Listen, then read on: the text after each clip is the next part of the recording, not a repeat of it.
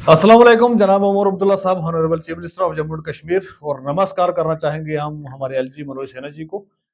आज मैं पब्लिक के साथ बात नहीं कर रहा हूँ, मैं डायरेक्टली इनके साथ बात कर रहा हूँ। अगर आपको अच्छी बात लगे तो ये सवाल मेरा जो है उन तक आप भी पहुंचाइए। एक रिसेंटली एक एक्सीडेंट होता है हंदवारा, हंदवारा के नाम से हंदवारा एक्सीडेंट। उस एक्सीडेंट को जो है उमर अब्दुल्ला साहब ने कंपनसेट किया। वहां के जितने भी जो भी लोग उसमें घायल हुए या जिनकी मृत्यु होगी उन लोगों को उन्होंने कंपनसेट किया। बहुत मुबारक का जो है काम किया, क्योंकि सरकार का काम है कि भाई ऐसे लोगों की मदद करना, जो भी विक्टिम्स होते हैं उनकी मदद करना, ये सरकार का काम होता है और हम इसको अप्रिशिएट करते हैं।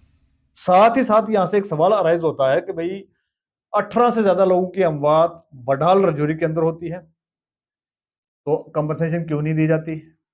मक्खन दीन एक बहुत बड़ा एलिगेशन जो है जम्मू कश्मीर पुलिस के ऊपर लगा के इस दुनिया से चला जाता है।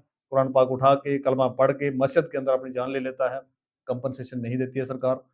3 लोग वहां पर पहले गुमशुदा कहा जाता है, उसके बाद कहा जाता है कि भाई मिलिटेंट उठा के ले गए, मिलिटेंटों ने मार दिया। और उसके बाद उनकी बॉडीज मिलती हैं और वो केस रफा दफा हो जाता है। वहां पर वो हमारी हिंदू बरादरी से 3 लोग और गरीब लोग थे बिल्कुल। पता कराया मैंने उनका, तो उनके घर में बेचारों के खाने के वांदे लगे हुए इस टाइम। और एक उसमें बच्चा भी था, एक इंडियन आर्मी का जवान था जो उसका भाई था। वो सारी चीजें होने के बाद कोई कंपनसेशन वहां पर नहीं दी गई।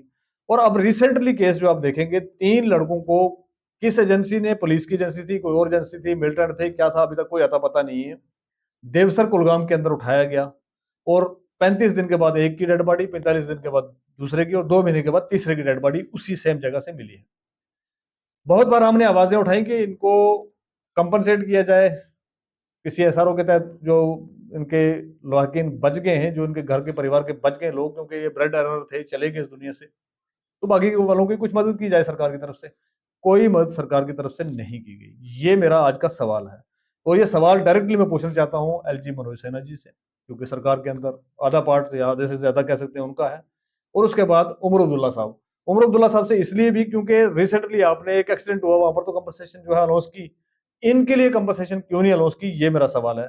और ये सवाल करते हुए मुझे जो जहन के अंदर जो चीजें उठ के आ रही हैं वो ये आ रही है कि भाई हो सकता है चीफ मिनिस्टर उमर अब्दुल्ला साहब और हो सकता है हमारे एलजी साहब ने ये सोचा हो कि भाई ये तो गुज्जर हैं बेचारे, ट्राइबल्स हैं, खाना बदोश हैं, कभी जम्मू होते हैं, कभी रजौरी होते हैं और कभी श्रीनगर होते हैं, तो इनको क्या कंपनसेशन देनी है? या ये सवाल था इनके अंदर, या इनके जहन के अंदर ये सवाल था कि ये तो बहुत बड़े कोई कबीले से हैं, बहुत बड़े इनके पिछले दादा परदादा कोई चीफ मिनिस्टर रहे हैं, पता नहीं क्या क्या रहे हैं, ये तो सरकारों के लोग हैं, सरकारों में रहे हैं, तो इनको तो कंपनसेशन की जरूरत नहीं है।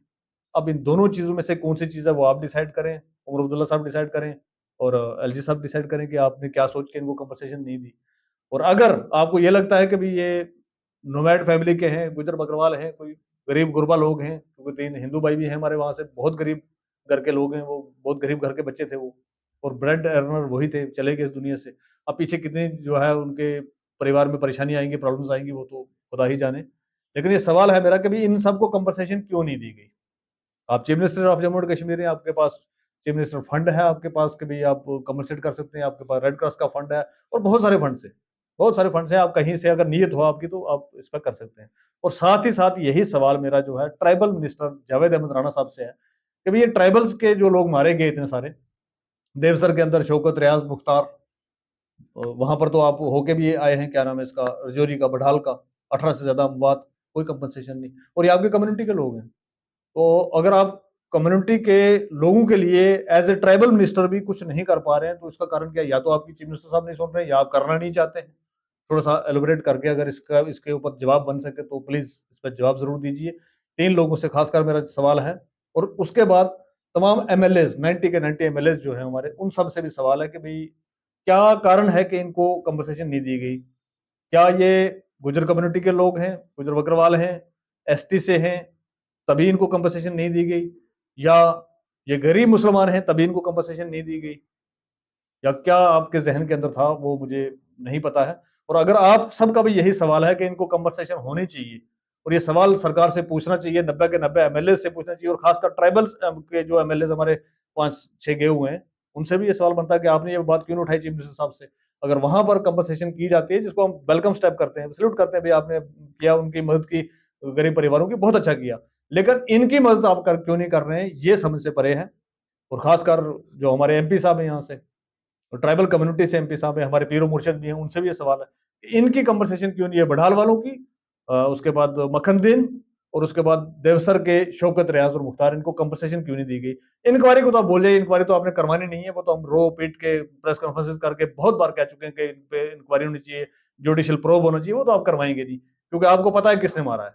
उसके बाद भी कार्रवाई नहीं करवाएंगे आप, वो तो चलेगा, लेकिन कंपनसेशन मिलनी चाहिए थी इनको, वो भी नहीं हुई है। उस कंपनसेशन के लिए अगर आप भी सवाल मेरे साथ उठाना चाहते हैं, तो इस वीडियो को इतना शेयर करें कि भाई ये चीफ मिनिस्टर साहब तक पहुंच जाए, एलजी साहब तक पहुंच जाए, जावेद राणा साहब तक पहुंच जाए और 90 के 90 एमएलए तक पहुंच जाए, टैग करके उनको भिजवा दीजिए। सवाल है हमारे, सवाल का जवाब दीजिए। अल्लाह हाफिज।